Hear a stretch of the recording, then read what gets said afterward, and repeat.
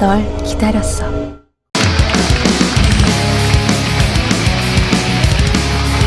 Welcome everybody to the SPL Round 3. We got our first day here. I am Valdez, with me is GTR, and guys, we're bringing it back to 2014. We're on the stage. We're throwing it back here. We're finally back onto the stage. We've petitioned to Kesper. We've petitioned to SportsTV that we want to be back on stage, and we're finally back on stage here. And what a game to start off with, Afreeca against SK Telecom T1. And we just saw there, Afreeca's roster is looking very thin right now, as our first game will be Dark against aLive. Oh my god, I can actually see him shake hands in front of us. Yeah, it's going to be a fun day. I love the fact that we're back up on stage. You can feel the hype, you can feel the crowd right in front of you, so makes for a very fun cast, of course, GTR. And I know it's your first time up on the stage. How are you feeling so far? I'm a bit nervous that all these people here, we've actually got a lot of people coming in here. Remember that we are now on the weekends, so a lot of people don't have those work commitments, those schooling commitments. They can come in here if they're not like doing their clubbing or whatever on the weekends and enjoy some Starcraft. Yeah, they could come in here at 6, watch all the games, and then go clubbing later. I mean, we're at Gangnam, so like, where else would you want to go besides Hongdae maybe? I mean, the location of the studio is so fantastic. It's very centralized here in Seoul, not very hard to get to, and now the times are really good for viewership, as you said before. It's on the weekends. This is when people are going to be, free. They're not working. They can come directly here. And it's really awesome. You can already see in the studio that there are a ton of people just coming down here. And this game is going to be interesting. SKT versus Afreeca to start it off. SKT has been doing quite well. Obviously, SKT is kind of the biggest name here. They sponsored the league, right? And Afreeca, they didn't do too well in I think it was the second round. But there's like something on my head. I don't know what it is exactly. Let me fix this for you. Okay, thank you. Yeah, there we go. Okay, so it's kind of fixed. Sorry to ruin your train of thought there, but we see here the total point ranking. Gen Air Green Wings on top. They won last round. They're arguably the strongest team so far in Pro League this year. The big storyline coming to round 3 is who's going to take that 4th spot. Currently, it is CJ, but CJ, Samsung, Afreeca, MVP, any of these teams, if they do they make it to the playoffs of round 3, are pretty much guaranteed to get to that 4th place. Round 3 is so important for all those 3 teams. The other 3 teams, those 4 teams rather, the other 3 teams not so much. They've kind of already gotten that spot. I suppose it's possible if they don't make it to the playoffs that they could lose their chances here. But we'll just have to wait and see. Very important for those 4 extra teams, as you were saying. Here are our winners' rankings. Maru is still undefeated, 11-0. Pretty unbelievable feat. Yeah, if Maru goes through this season undefeated, I should just shave my hair. It's like ridiculous. Do you want to be held to that? I mean, no. we can make a bet, right? I actually enjoy my hair. Like, what are you going to get out of it anyway? Well, I don't know. You'd have a shaved head. That would be funny. I don't think I'm willing to risk my lovely hair for a bet like that. But anyway, we have our new maps, Frozen Temple and New Gettysburg. They will replace Orbital Shipyard and Cryon Terraces, respectively. And I'm really excited for New Gettysburg, actually. It's actually the winner of the Team Liquid map making contest. The map maker of New Gettysburg, Jackie, he just came home with 1,000 USD for that map. It's Jackie. Yeah, it's That's Jackie. The same guy that made Frost, right? No, Frost was done by Crux. Okay. Well, maybe it was King Taedong Station. It was one of those really good maps. He's done a lot of maps for GSL, for Pro League, and now working for Kesper, they've made New Gettysburg, which, in my opinion, is like a flipped around arena. I don't know what you think about it. The Koreans say it's basically a mix of arena and Aquilon Waste. So we can kind of agree with that. I want to see how the games do play out on that map for sure. Generally you can have a certain idea about a map, but then once you see the Koreans actually play on it, it could totally change. They could see stuff that we don't quite see after playing a bunch of games, of course. So very curious to see how that's going to go. We're not going to have it in our first match here. I think we do have Frozen Temple, we have Frozen Temple for sure, but Frozen Temple is a very standard, generic map that isn't really different to any other maps that we've seen in the past. But our first game will be aLive against Dark, and I'm actually sort of excited for this matchup because we have not seen aLive in a long, long time in Pro League. Yeah, he was doing very well at the beginning of Legacy of the Void, and then he just fell off. he started playing less and less. Afreeca just stopped playing him. You didn't even see him coming to the studio. That's how much of a slump he was in, I guess. And hopefully he's done a lot of practicing, because Dark just 3-2'd Innovation at GSL. Those were some really good games, by the way. That was a fantastic series. Go watch that. Yeah. But I'm curious to see how aLive approaches this matchup, especially considering the fact that Dark is probably the best Zerg in the world. Yeah, I think it's safe to say at this point he's the best Zerg in the world. There's not many other players that come close to him. Even Sue, a guy who was kind of close to him, did not have the best SSL Maybe even run. like someone like Rogue or Bjol, they're like not really doing too well right now. And we can see here in the predictions, everyone is voting for Dark here. He is the SSL champion, so there's no risk in taking him in this matchup. Yeah, and he just defeated one of the best Terrans in the world, whereas aLive, I mean, he's not quite there. He was at the beginning, but not anymore. He's got to prove himself here up against Dark in game number 1 on Frost right now.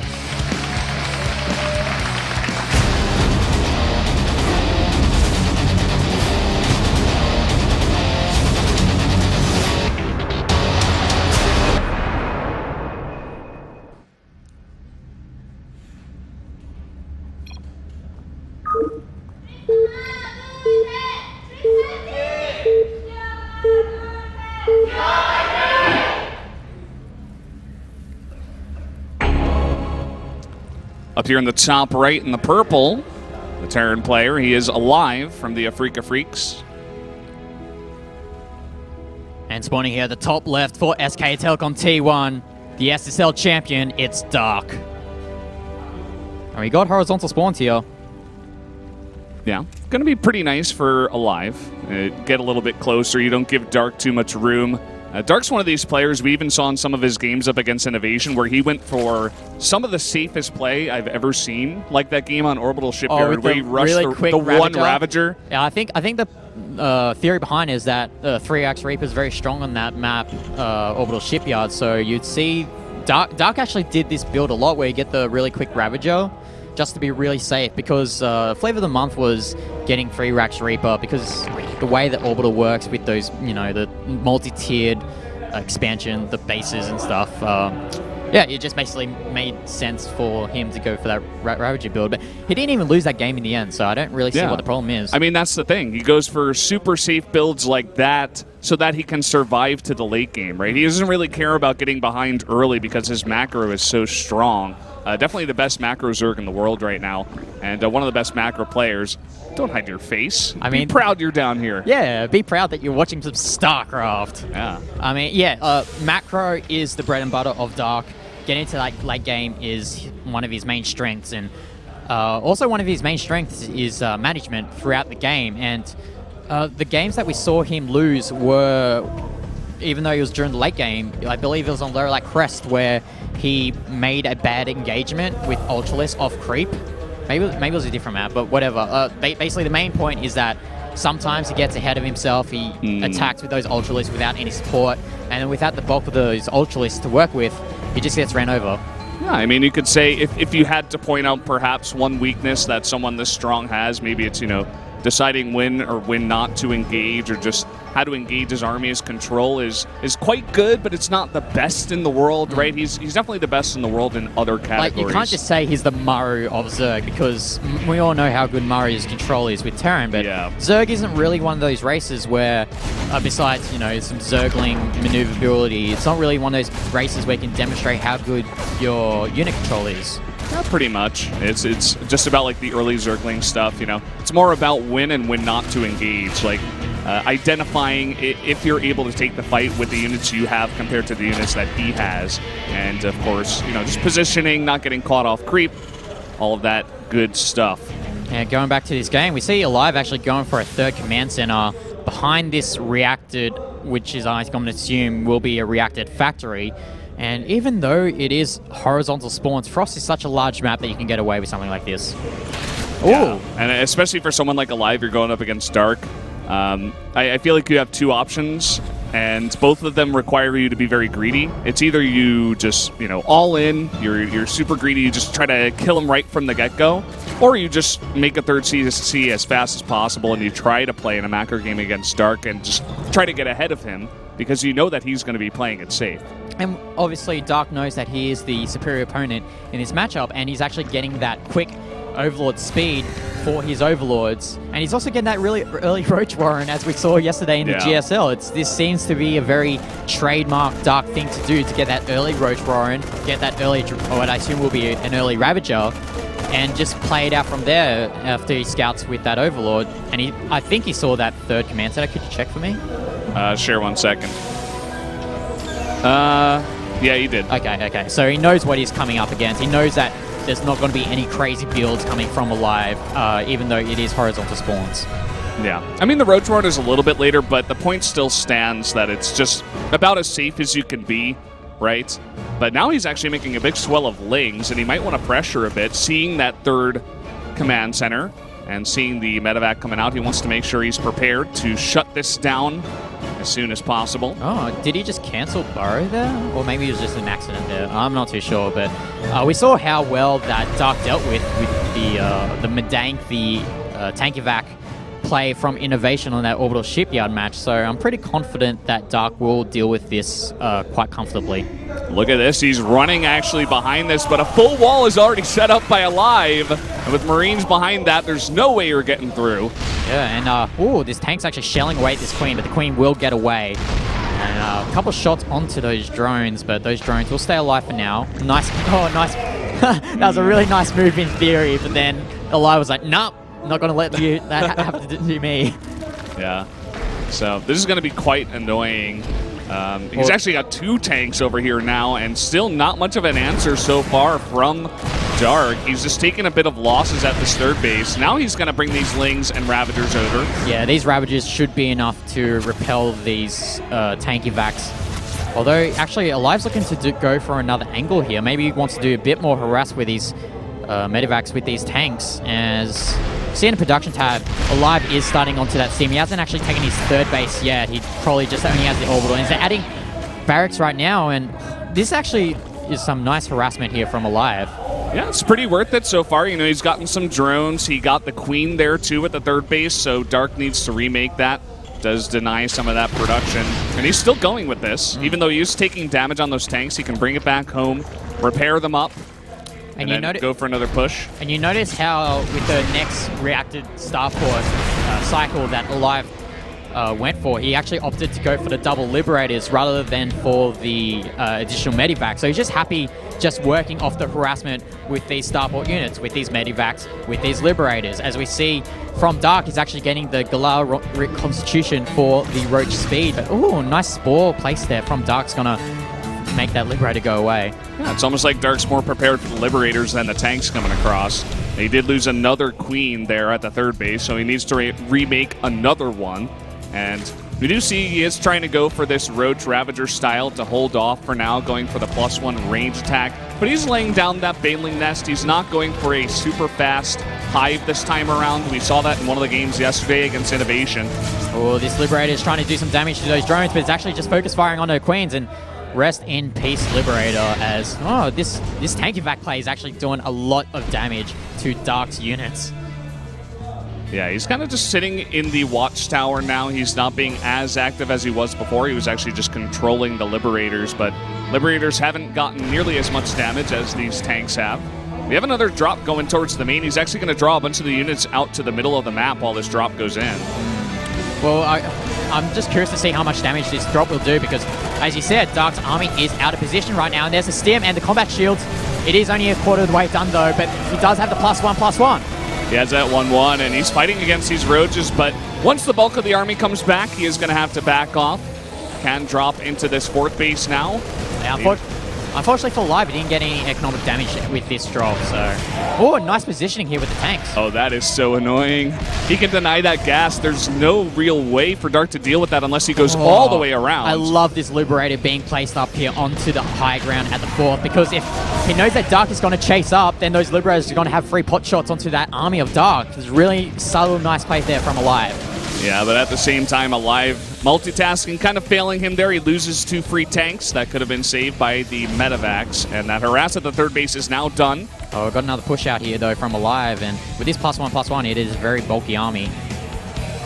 That it is. We do have a massive bank right now for Dark. He actually got supply blocked pretty heavily. Yeah, lost a few overlords with that drop there at the main. So, and in this situation, you do not want to be behind on supply, especially with the fact that the majority of the army supply is roaches. Oh, now he's pushing forward, taking some damage, and he's still morphing some Banelings that don't have speed yet. Oh, he hits the Marauders as well. That is not good for Dark. He needed to attack those Marines. As actually here, aLive is pushing further forward. And there's no more Banelings. This is a huge amount of bio pushing in. This might he's be going to be able to snipe the Spire, and Dark seems to have no answer at this moment. He's going to take out this third base, and aLive's own third base is up. I don't think Dark can actually defend from this. It doesn't look like it. He's pushing up. And he's trying to kill the last of these Ravagers, and you can see in the supply, aLive now up 50 supply.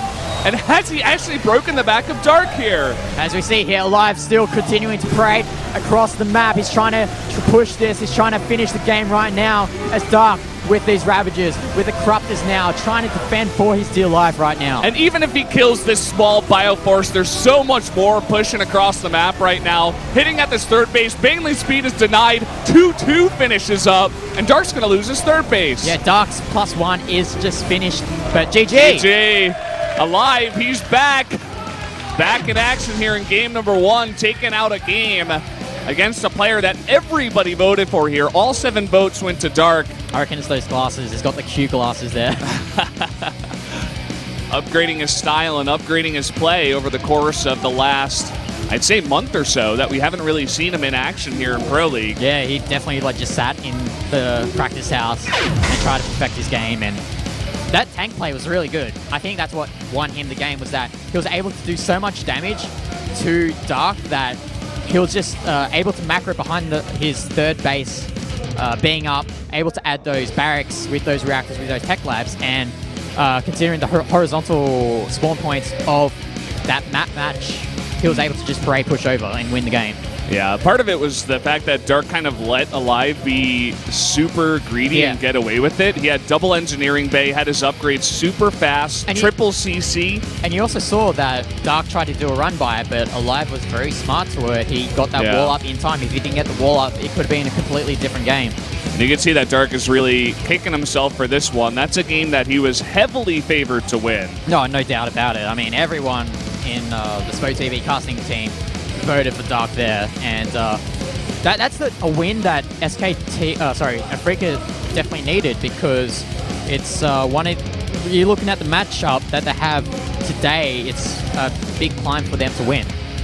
Yeah, I actually voted for all SKT tonight, which is, you know, looking at the matchups, it's not crazy that would happen. The one matchup I wasn't sure about was actually the next one we have coming up, which is Super versus Sue.